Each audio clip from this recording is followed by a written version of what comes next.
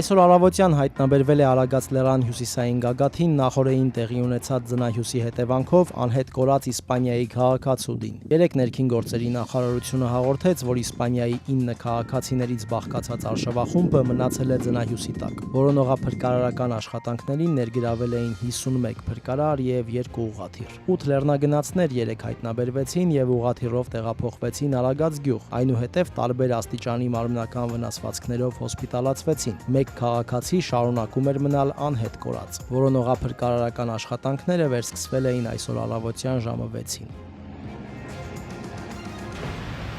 Հայաստանը չունի որևէ ագրեսիայի մտադրություն որևէ երրորդ երկրի նկատմամբ, հնդկական Վիոն լրատվամիջոցին տված հարցազրույցում հայտնել է Հայաստանի արտգործնախարար Արարատ Միրզոյանը, անդրադառնալով Հնդկաստանում արտադրված պաշտպանական միջոցներ, հատկապես պինակահրթիռային կայանքներ ձեռք բերելու շուրջ Բաքվի դժգոհություններին։ Միրզոյանը եւս մեկ անգամ շեշտել է Հայաստանի մտադրությունը միայն իր սեփական պաշտպանական կարողությունները արդիականացնելն է։ Ոչ միայն Հնդկաստանից, այլև այլ տեղերից ներկրված սարքավորումները միտված են ավելի լավ պաշտպանական կարողություններով, ավելի լավ բանակ ունենալուն, ասել է Հայաստանի արտաքին քաղաքական գերատեսչության ղեկավարը։ Հայաստանը 44-օրյա պատերազմից հետո Հնդկաստանի հետ ռազմատեխնիկական ոլորտում համագործակցում է, մանրամասներ սակայն պաշտոնական աղբյուրները չեն բացահայտում։ Արդեն 2022-ի աշնանը հնդկական մամուլը գրեց, որ պայմանագրերի ընդհանուր ծավալը հասնում է $260 միլիոն եւ առանցքային կետը պինակահամակարգերի վաճառքն է։